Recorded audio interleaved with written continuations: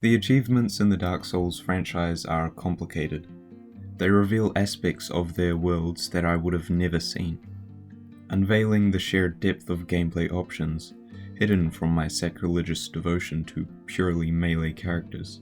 However, this was not the only thing revealed. In the pursuit of total completion, the games broke. It fell apart, crumbled in my hands, without me even realizing it was happening. Getting 100% completion in these games requires spreadsheets to track progress, guides on farming, and a lot of free time. I went after them because I couldn't let these games go. They are just that good, and I had the spare time to go after them. Little did I know how much my perspective would change. The curse was inevitable, instigated after hours of farming. A slow degradation from the heights of visual storytelling into a collection of clockwork automata and a sad puddle of sunlight medals. My name is Chris, and I'm biased, both politically, spiritually, and how I perceived the given media. I hope you enjoy. In the first game, Knight's Honor is the hardest achievement. It asks you to collect all of the unique weapons hidden within every crevice of Lordran. Seems fine, seems fun even. Search to find every special weapon there is. However, a couple of these weapons are tied to rare item drops. The Channeler's Trident takes the cake for the most tedious. It has a single percentage drop chance from these dancing magical lunatics. And my advice, follow those who suffered before you.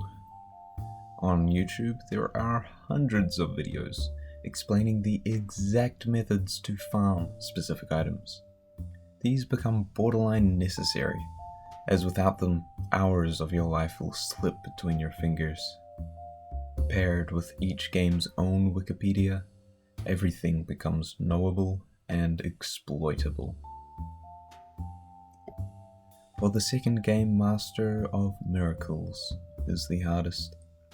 Collect every miracle in the game doesn't sound as decrepit on paper, yet it nevertheless calls upon a simple task to be done over 100 times.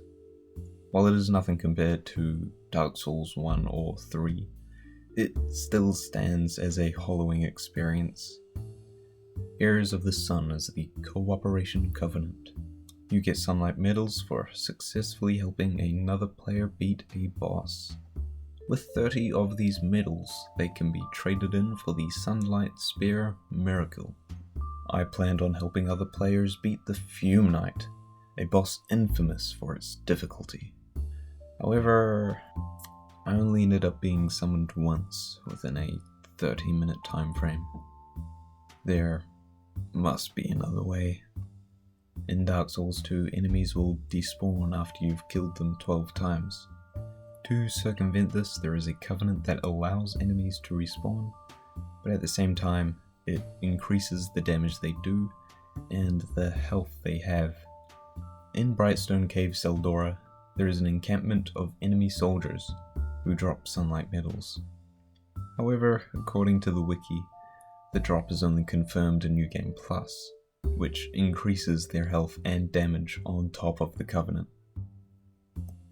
The most efficient method to obtain the medals is to use Tranquil Walk of Peace, getting the attention of 5 of the warriors. 3 of them will waddle their way towards you, where Solar Peas can semi-reliably kill them. The other 2 will shoot arrows at you, however they will not move. Standing in a specific section of the wall blocks one of the archers, which forces you to follow a strict series of button presses to achieve maximum efficiency. The third game once again hits you over the head with tedious repetition. Master of Miracles returns with a Sisyphean veil. The Dark Moon Blade requires 30 proof of Concord kits, a rare drop from Silver Knights. From the Anolondo bonfire, proceed up the stairs until a Silver Knight comes into view. When he begins to lunge, walk to the right, assuring he will miss. Kill him, and do the same with the other knight. Do this for 3 hours. You are physically recreating the myth of Sisyphus. All of these grinds require equipment that boosts your item discovery. Not only will you be trapped wearing a goofy, grotesque hat, the player ghosts will too. Imitations upon imitations, replicating a strict series of inputs ad nauseum. The game becomes mechanical, you become intimate with the various machinations of these toys. Spreadsheets, ticked boxes, podcasts become exhausted, political debates between madmen and naive psychologists, the entire works of Jacob Geller, followed by VHS deconstructions of philosophers, and hour-long exposés on TV shows you do not care for.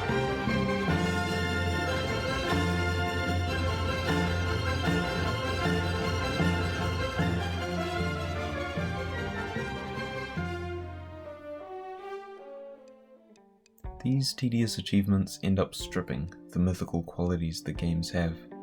By doing a task over and over again, you become hyper-aware of what happens behind the sprawling vistas and magnificent designs. It unveils the various mechanical methods that lay below the surface. These Silver Knights turn from hollowed warriors protecting the last vestiges of a time long past into walking slot machines. I guess this is why I disliked Fallout 4 so much. It's not that the story was dull, but the game refused to be anything more than a collection of check marks, extra shiny weapons, and another settlement needs your help. Fallout 4's foundation is designed around making the player have fun. By doing so, it disregards any sense of narrative in favor of quick dopamine hits spread over hundreds of hours of game time. I still got the achievements anyways, but I don't remember any of it. Apparently it has one of the most annoying achievements in all of gaming. I have no recollection of doing such a thing, yet there it lies, at 100%. Life is purely mythical, where in a sense, video games are the opposite. The pursuit of knowledge has replaced the legends of old with science. It takes what once was mythical to then pull it apart bit by bit and reveal an underlying truth. Yet this is nonetheless a trivial endeavor. Life itself is impossible to truly understand, but we strive to understand it anyways. The more mythical psychoanalysis of Freud and Jung have been replaced with behaviorism, which, through the indisputable scientific method, breaks down the human experience into a basic signal input to response mechanism. Video games, on the other hand, start from something definable and mathematical. Unity, Unreal, and other game-making software are built purely off maths. Artists and writers take this mathematical foundation and build upon it mythology, history, and societies. The video game creates myth out of math, whereas the human creates math out of myth. Because of this mathematical foundation, we can peek behind the veil and find definitive truth. Enemies act within a predictable series of events. Even with the random number generators, the random numbers are bound between minimum and maximum possibilities. We know the drop chances of the item Silver Knights drop, because the knights work within a mathematical foundation. We do not know the human brain. Early scientific investigations opened up a deep closet full of skeletons, with broken skulls. While we have learnt a hefty heaping of scientific knowledge, the structure of consciousness still eludes us. This is why we cannot create a fully fleshed out artificial intelligence equal to that of a human. It may be better at chess, but that is a game with rules and logic. Even writing and art are trapped within their own grammatical and rectangular foundations respectively. Since we do not have a full understanding of consciousness, We cannot create an artificial intelligence equal to our own. We do not know consciousness. When God died, the only thing left was death. Every fact and truth given to us by religion fell apart. Some latched on to God's corpse, desperate for an underlying truth and logic to an increasingly illogical and constantly changing world. Others puppeteered the holy cadaver for the purposes of money, power, manipulation. Others just enjoy the community. Nonetheless, with the death of God came the death of truth. With truth, I don't mean stuff like maths or most of the sciences. The truth that I'm talking about is why we were born, why we die, what is our purpose. This extends to cultural truths like heterosexual marriage with 2.5 kids. Inevitably, it got boring. Why do I have to spend 40 to 50 years of my life at a job in the service of getting someone who I will never meet richer, only to be kicked out into retirement with an old and broken body, unable to do what once came so easy to my younger self? You might even call it absurd. Absurdism has been one of the internet's favorite talking points over the past 5 years. I personally dislike it purely because it is popular. That being said, I find absurdism to be uncomfortable to implement. There are only so many times I can goof off at the supermarket before the leering eyes of society wear me down. However, absurdism does provide one thing that I myself find very comforting: catharsis. When God's corpse begins stinking up the room, and you feel like you are the only one with a nose, it is cathartic to hear someone else tell you that they smell it as well. That being said, there is still no comfort in chaos, and there is nothing more chaotic than the real world. With the death of God comes the birth of 1,000 more. Absurdism is one of those gods. So is Randianism, capitalism, communism, or anything that ends in an ism. These new gods try to provide a foundation of truth, even within denial. Nihilism is by far the lamest philosophical outlook, but even by stating that nothing has meaning, still provides a worldly outlook of truth. The foundation of nihilism, being meaninglessness, is still a foundation. I live in a world that tries to hide chaos under mythology, and I feel comfort in video games that use mythology as a reflection of the real world. What I didn't expect to see was what lay underneath. I know that games are built off mathematics and the real world is not, yet there is still comfort in disregard. The dying kingdom of Lordran and its slow descent into ruins, the land of Drang Lake broken through its endless cycles, and Lothric being poisoned with its inability to let go. All of these are symbols that are reflections of the real world.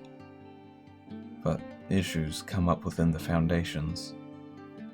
Dark Souls can only do so much, but in the end, all it has is a facade. These games try to provide you with unique worlds to mess around in, and in turn, we play them in a way that tries to uphold the worlds provided.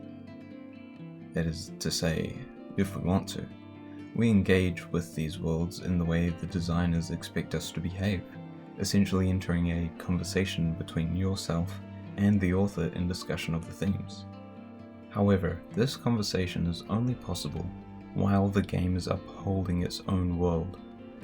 The achievements in Dark Souls break this conversation.